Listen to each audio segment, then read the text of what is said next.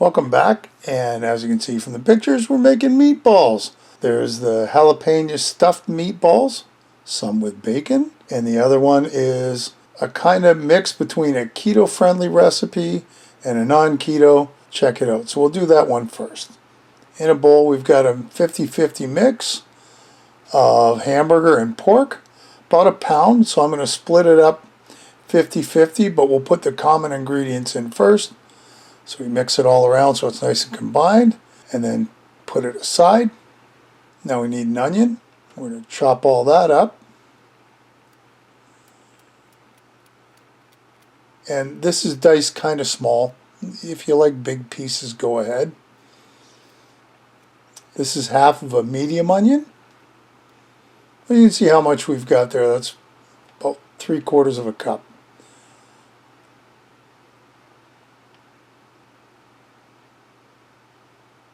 Back into our ground meat,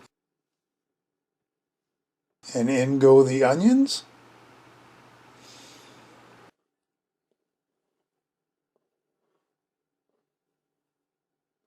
And to that we're going to add 2 eggs.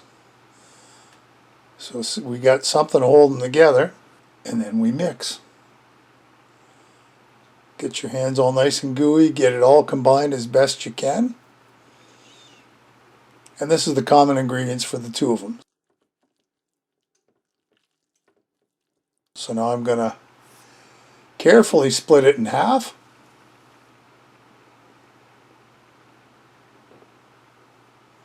And that's about half. So I'm hoping that's going to make a dozen or so meatballs. I think it will. So this is the keto part, and it's spicier, so there's a good dash of hot sauce and about 1 jalapeno chopped up fine.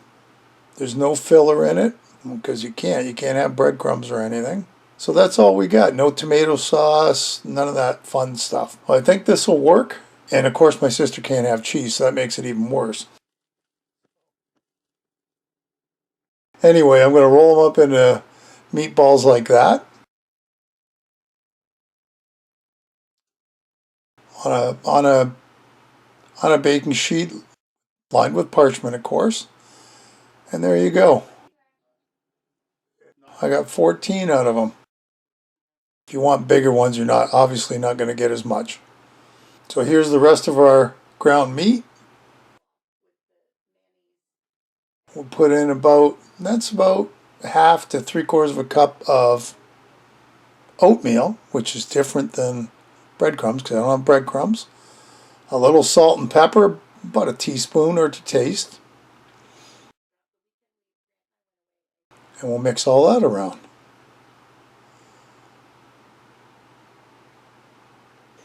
There. Here's our non-jalapeno ones. I had to keep them separate, and then we had to kind of mix them because there wasn't quite enough room. I ended up with 14 of the other ones, so it didn't quite fit on the pan. Well, into the oven it goes. And check this out. Once it's done, they've shrunken quite a bit, but they look really good. So let's get them on a plate.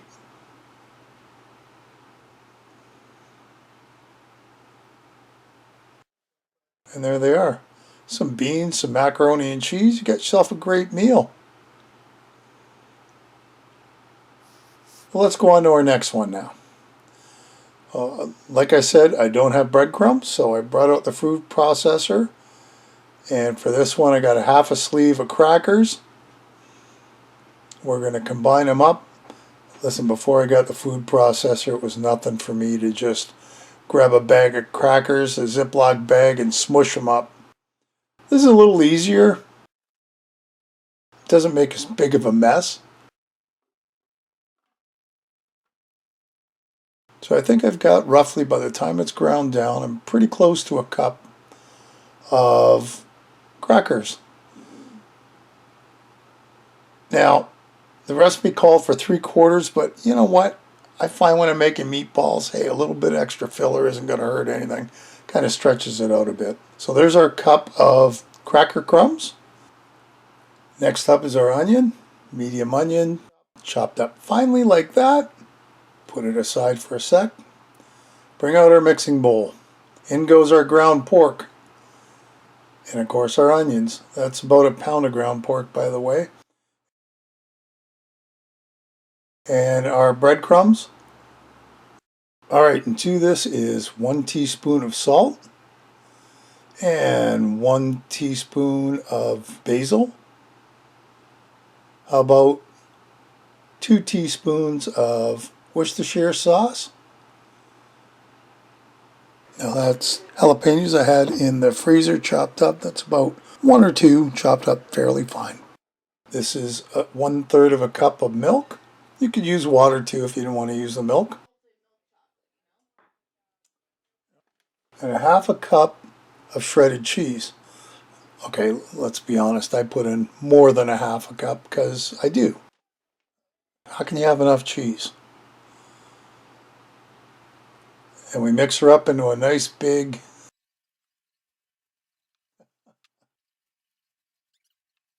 meatball. Check that out. But now we're going to divvy it up. So we'll bring in our baking sheet that we're going to use, lined with parchment paper, of course. And our meatball mixture. Now, there's a couple extra steps we got to do because this is a stuffed meatball. So I made the meatballs first.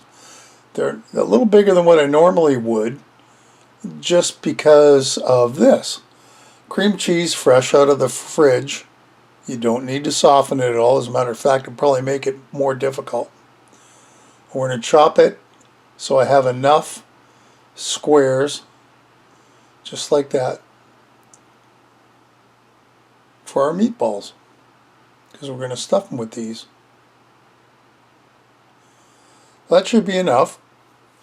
Let's get that out of the way, and off to the side, bring back our baking sheet, and let's start stuffing our meatballs. So this is real easy. You take a meatball, you punch a hole in the middle, and it doesn't have to be perfect by any stretch. You take your cube of cream cheese, and then you close her up. And it's going to take you a couple to get the hang of it. You know, towards the end I was like speedy. It was taking me nothing at all to get these stuffed and rolled. You want to make sure they're fully covered because they could leak out. You don't want them to, but the more careful you are about making sure they're completely done, the better off you'll be. Now we just have to stuff the rest of these meatballs. And it's kind of fun doing it. I mean, yeah, you got to make meatballs twice. I guess you could do them one at a time if you wanted to. I chose not to.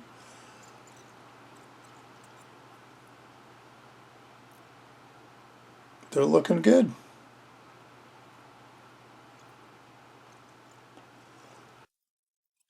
There's 15 nice jalapeno stuffed meatballs, and then I got this wonderful idea. Bacon! So that's 1/2 slice of bacon, and we're going to do 6 to try it out, see if it's any good, because I know when I make jalapenos, they get wrapped in bacon.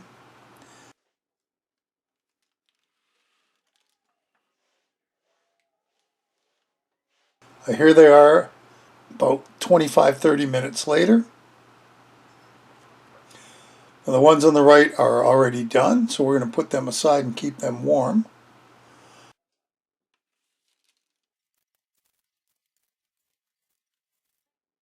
But now our bacon ones, well, if you like them like that, they're okay, but I wanted them a little crispier. So we had to, I was going to flip them around, but that didn't really work out. So I got them away from the grease, back into the oven for another 5 minutes. And there you have them.